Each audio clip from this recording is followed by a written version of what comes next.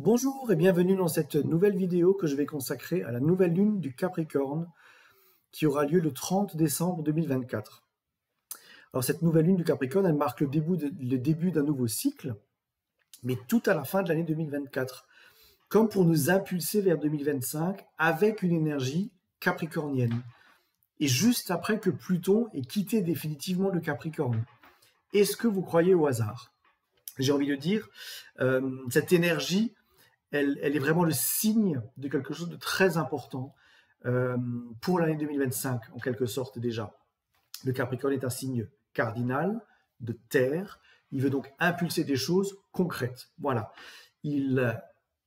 Cette énergie, elle va fonctionner dans la ténacité, la débrouillardise, la discipline, l'effort à fournir, la sagesse, l'ambition prudente, constante, la capacité de responsabiliser, de s'engager, tout en acceptant aussi quelque part la lenteur des choses de la vie, puisque ce qu'on met en place n'a pas un effet immédiat. Donc aujourd'hui, cette nouvelle lune, elle va vous permettre de vous concentrer sur des objectifs pratiques, réalistes et réalisables à plus ou moins long terme.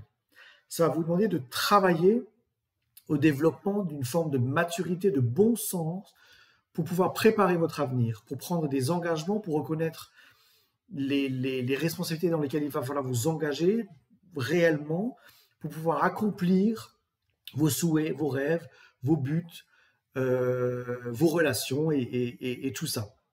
Cette puissante énergie, elle va mettre quelque part de l'ordre et du sérieux dans la vie. Il est le temps de faire des plans solides, de respecter des règles et d'être sur le terrain, d'occuper le terrain en quelque sorte pour travailler, pour pouvoir récolter des fruits, puisque sans effort, il n'y a pas de fruits. Donc, cette énergie, elle est exigeante, mais elle est très intéressante parce qu'elle a la promesse des récoltes. Il y a deux aspects majeurs dans cette nouvelle lune. C'est un sextile à Saturne, qui est le maître du Capricorne, et c'est une conjonction à Pallas en Capricorne. Et vous verrez que ces deux aspects donnent une couleur complémentaire à cette nouvelle lune. Premier aspect, la nouvelle lune en sextile à Saturne. Cet aspect, il est très important parce que Saturne est le maître du Capricorne. La lune, elle influence les émotions, les instincts, le besoin de confort, de sécurité, le quotidien. Tandis que Saturne représente la discipline, la structure, les objectifs à long terme. Et donc cet aspect, qui est plutôt positif, il offre la capacité d'équilibrer les besoins émotionnels et intuitifs avec les tâches pratiques et concrètes, j'ai envie de dire de manière transparente. Les sentiments peuvent se stabiliser pendant cette période, ce qui va faciliter la gestion du stress et l'exigence des tâches à accomplir. Alors même si les émotions peuvent être en quelque sorte refroidis, ça va vous permettre de pouvoir réfléchir correctement à l'investissement que vous mettez dans une relation, à l'investissement que vous mettez dans un projet, pour qu'au final, ce soit plus harmonieux et plus solide. Donc, cet aspect vous donne un sentiment de devoir, d'accomplissement, de fiabilité. Vous n'allez donc pas vous embêter avec des sentiments inutiles qui peuvent brouiller vos intentions. Il se peut que certaines personnes se concentrent uniquement sur les tâches nécessaires, soit pratico-pratiques, mais ils seront super efficaces. Les relations, qu'elles soient professionnelles ou émotionnelles, pourront peut-être bénéficier d'une maturité accrue, d'une compréhension accrue, parce que les gens, par l'expérience vécue pendant toute l'année, auront compris, auront tilté des choses, et donc les décisions ou les projets qui peuvent être construits ou conduits pourrait être fait de façon plus fondée, plus réaliste, j'ai envie de dire encore une fois. Donc l'influence des sentiments, des instincts et de la praticité saturnienne, la structure saturnienne, va vous permettre de poser des objectifs à long terme qui soient dans des besoins émotionnels, dans des besoins matériels, ou pour stabiliser une relation, ou pour faciliter la gestion d'un stress dans votre activité, ou pour accomplir des tâches exigeantes. Ça va vous permettre de fournir les efforts qu'il faut en étant vraiment, pour le coup, très, très investi. Autre aspect intéressant, c'est la conjonction Pallas, Lune, Soleil, Pallas en Capricorne, et là, qui est également en sextile à Saturne, hein, je le rappelle, là vraiment ça va vous aider à avoir une stratégie. Pallas, c'est l'astre de la stratégie. Pallas en Capricorne, il est hyper ambitieux, hein. Il veut aller accomplir ses objectifs, parfois de façon hyper froide, quitte parfois à ne pas, comment je veux dire, à ne pas respecter les autres ou à passer sur des cadavres, si je vais dire ça vulgairement parlant, hein. Mais il y a quand même une chose qui est à retenir dans cet aspect-là, c'est que vous n'êtes pas obligé de faire des choses irrespectueuses ou de passer par des souffrances extrêmes pour accomplir ou pour pouvoir réaliser vos objectifs. Et donc cette conjonction Soleil-Lune-Pallas, elle vous indique ça, elle vous indique quelque part cette espèce de stratégie intelligente, émotionnelle, capacité de compréhension et amélioration de votre capacité de résolution des problèmes qui va pouvoir être développée à un très très fort niveau. Donc cet aspect, cette triple conjonction Pallas-Soleil-Lune, elle a vraiment une dynamique intéressante parce qu'elle symbolise les émotions, les instincts, et elle va vraiment vous permettre une approche unique et une perspective unique pour pouvoir, comment je vais dire, résoudre les défis de la vie finalement avec instinct, avec par moments un petit peu d'ego, parce qu'il faut quand même penser à soi, mais pas partir dans l'extrême évidemment. Adopter une stratégie personnelle respectueuse, loyale, et c'est comme ça que vous atteindrez vos objectifs. Ne soyez pas non plus hyper critique avec vous-même, parce que Pallas en Capricorne peut être hyper exigeant, très très perfectionniste, quasiment, j'ai envie de dire, quasiment comme dans la Vierge. Et donc, même si vous voulez, par exemple, améliorer vos compétences, vous former à quelque chose ou commencer quelque chose, ne vous dites pas que quand vous commencez, vous pouvez tout de suite le faire. Ne soyez pas perfectionniste à ce point-là. Laissez-vous le temps. Encore une fois, Saturne est le maître du temps et il domine cette lunaison. Donc, les choses ne peuvent pas se faire sur un claquement de doigts. Ça ne marche pas. Donc voilà, ce triple aspect, conjonction Soleil, Lune, Pallas en sextile à Saturne, va vous permettre d'avoir une intelligence émotionnelle améliorée. Donc, pour comprendre et gérer vos émotions, ainsi celles que des autres, hein. Et donc, c'est ça qui peut vous aider à naviguer parfois dans des situations émotionnelles compliquées, dans des situations sociales compliquées, dans des situations professionnelles compliquées, puisque ça va vous permettre d'améliorer vos capacités de résolution de problèmes et donc de résoudre par des prouesses stratégiques et intellectuelles, quelque part, en alliant l'instinct de la Lune à la capacité de résolution de Pallas. Peut-être vous aurez un tilt, vous aurez peut-être un eureka pour quelque chose qui est bloqué depuis un moment. Voilà, ça vous aidera aussi peut-être à prendre des décisions qui sont certainement difficiles. Ça vous aidera à les résoudre. Voilà. Donc ces deux premiers aspects, vous voyez, qui quelque part, ils gouvernent un petit peu cette nouvelle lune. Ça va vraiment vous donner une énergie très structurante et très stratégique dans cette phase lunaire. Autre aspect intéressant, c'est la nouvelle lune qui fait un semi-sextile à Cérès, la déesse nourricière, hein. Ça va aligner vos besoins émotionnels et la capacité de prendre soin des autres. C'est une espèce de flux harmonieux entre vos instincts nourriciers et votre sensibilité. Donc, les émotions produites au cours de cet aspect, par moments, elles peuvent être un peu écrasantes. Pourquoi? Parce que ça peut faire que vous aurez tellement besoin d'aider ou de mettre l'autre en sécurité parce que vous connaissez tellement ce sentiment d'insécurité que vous aurez vraiment envie d'aider quelqu'un. Mais encore une fois, il va falloir être stratégique puisque si vous aidez quelqu'un qui ne veut pas être aidé, vous pouvez y mettre toute l'énergie que vous voulez, ça ne marchera pas. Donc, j'ai envie de dire, prenez soin de vous pendant cette période.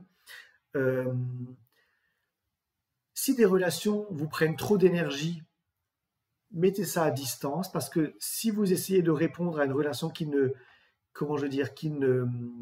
vous alimente pas, qui ne vous nourrit pas, elle ne vous nourrira pas dans le futur non plus.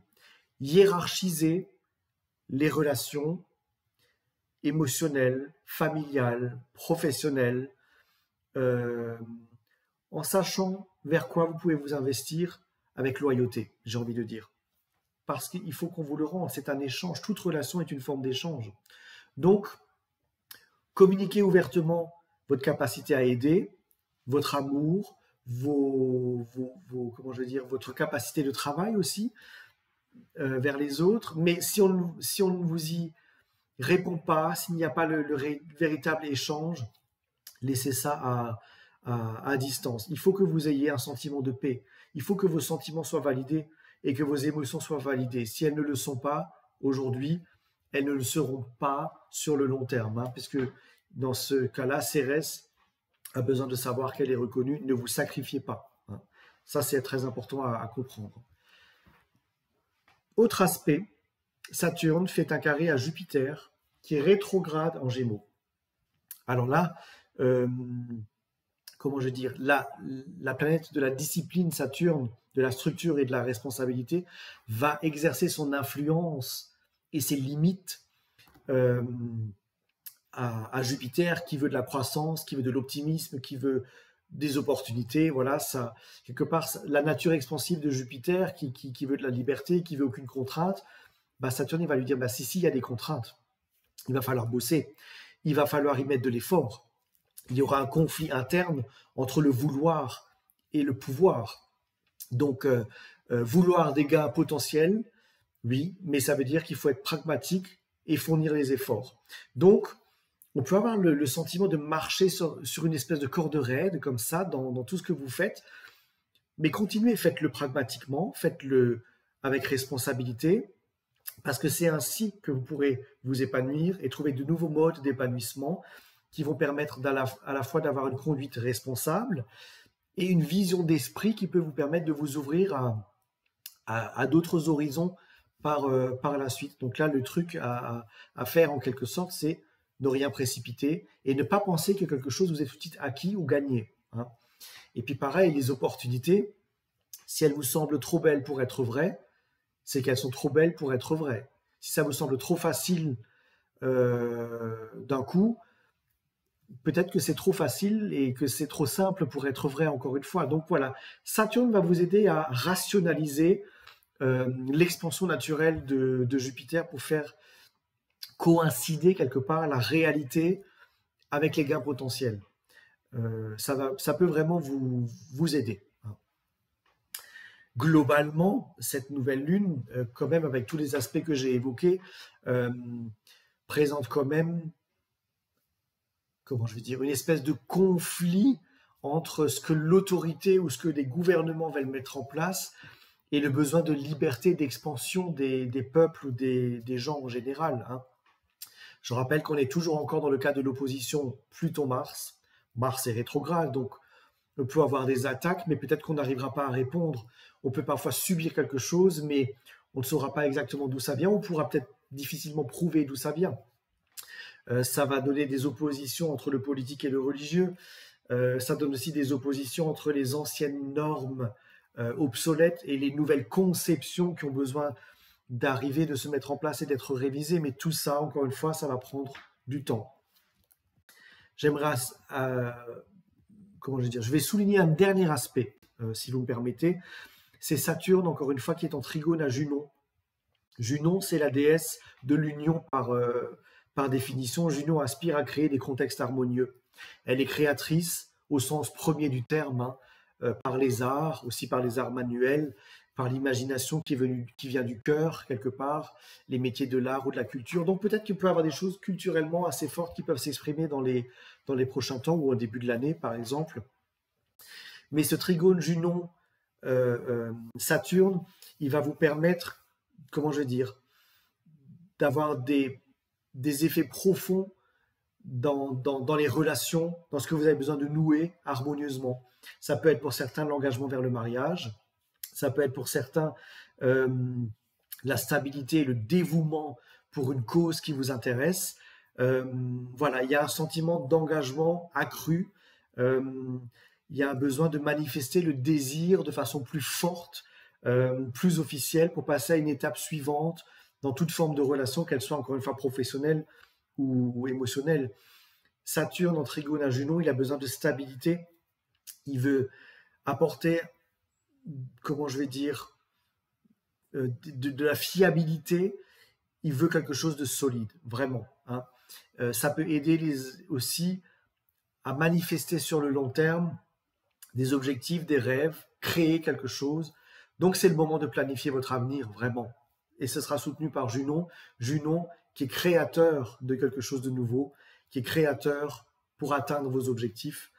Peut-être que ça peut même vous aider à comprendre par le cœur des situations que votre mental ne peut pas résoudre.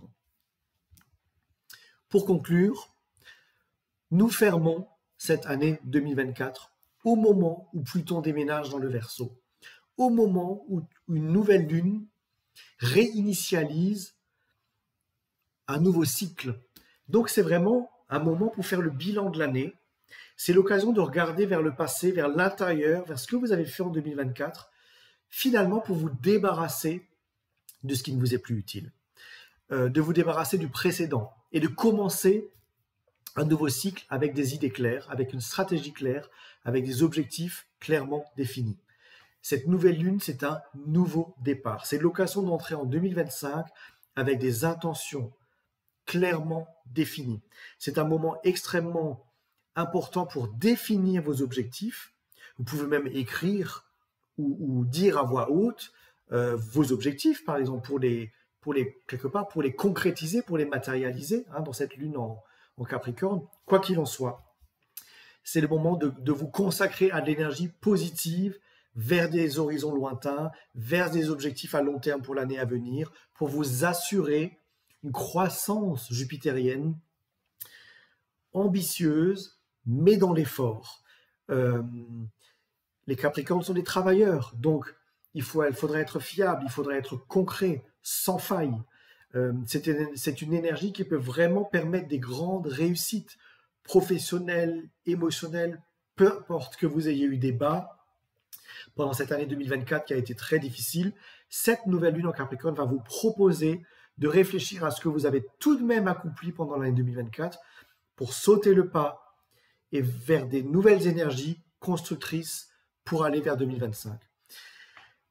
Encore une fois, ça peut être des nouveaux projets, ça peut être des projets qui ont traîné, ça peut être des relations qui ont été compliquées et qui vont pouvoir se résoudre, sauf dans le cas où les projets sont sacrificiels et dans quel cas il faut les abandonner, sauf dans le cas où une relation vous sacrifie totalement et vous ne vous retrouvez pas dans votre âme.